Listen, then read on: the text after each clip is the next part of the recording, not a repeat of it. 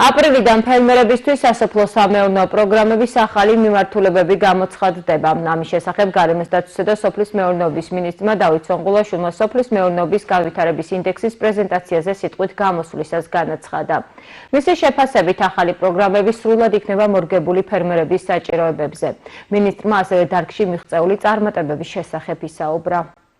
ინდექსის დინამიკა გვიჩვენებს, რომ წლიდან წლამდე სოფლის მეურნეობის სექტორი სტაბილურად ვითარდება, მიუხედავად იმისა, რომ გარკვეულ წლებში მცირეოდენი მერყეობებით შეინიშნება, საერთო შეფასება და ტრენდი უაღრესად პოზიტიურია.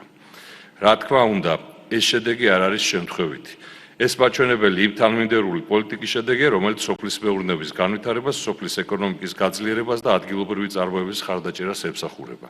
გლობალური ეკონომიკური ტენდენციებიდან გამომდინარე, აგრობიზნესი არა მხოლოდ ეკონომიკური განვითარების ერთ-ერთი მამოძრავებელი ძალაა, არამედ იგი მნიშვნელოვან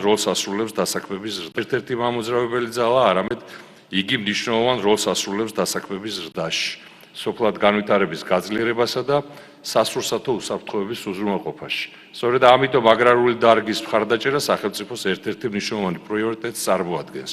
ბოლო წლებში მნიშვნელოვნად გაფართოვდა სახელმწიფო მხარდაჭერის პროგრამები, განვითარდა გადამამუშავებელი და სამაცივრო ინფრასტრუქტურა და გაიზარდა ინვესტიციების სექტორში, რამაც ხელი შეუწყო ეკონომიკურ გაჯანსაღებას ქვეყანაში. ვფიქრობ, აუცილებლად უნდა აღინიშნოს, რომ სახელმწიფო მხარდამჭერი პროგრამები დაწყებიდან დღემდე ქვეყანაში ყოველწლიურად საშუალოდ 8%-ით იზრდება აგრობიზნესის პროდუქციის გამოშვება.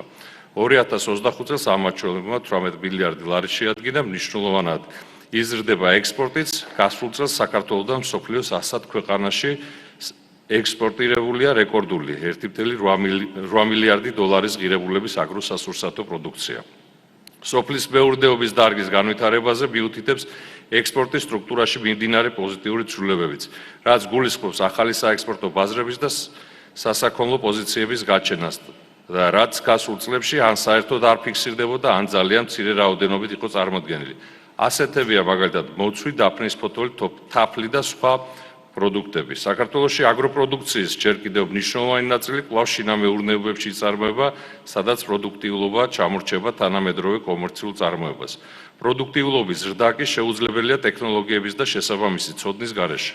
განსაკუთრებული მნიშვნელობა აქვს ბიზნესის უფრო აქტიურ ჩართულობას, თანამედროვე ტექნოლოგიების დანერგვას და წარმოების ეფექტიანობას. ეს ყველაფერი ცხადყოფს, რომ სექტორი მომავალი დიდწილად ამოკიდებულია პარტნიორობაზე, რომელიც სახელმწიფოს, ბიზნესს, მეცნიერებსა და ფერმერებს აერთიანებს. სწორედ აქედან გამომდინარე ვიწყებთ უმნიშვნელოვანეს რეფორმას სოფლის განვითარების სააგენტოს საქმიანობის კარდინალური ცვლილებებით. აპრილის თვიდან ჩვენი ფერმერებისა და დაინტერესებული ბენეფიციარებისთვის გამოცხადდება სასოფლო-სამეურნეო პროგრამების თვისობრივად ახალი მიმართულებები. ეს სამეურნეო პროგრამების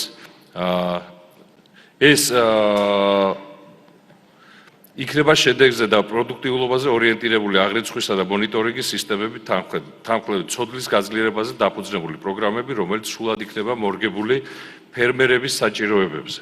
ჩვენი მიზანია ქართული პროდუქტი კონკურენტუნარიანი გახდეს როგორც ჩვენს ქვეყანაში, ისე საერთაშორისო ბაზრებზე, რაც უზრუნველყოფს საქართველოს სოფლის მეურნეობის კიდევ უფრო სწრაფ განვითარებას და მის გარდაქმნას თანამედროვე, ინოვაციურ და მაღალი პროდუქტიულობის სექტორად.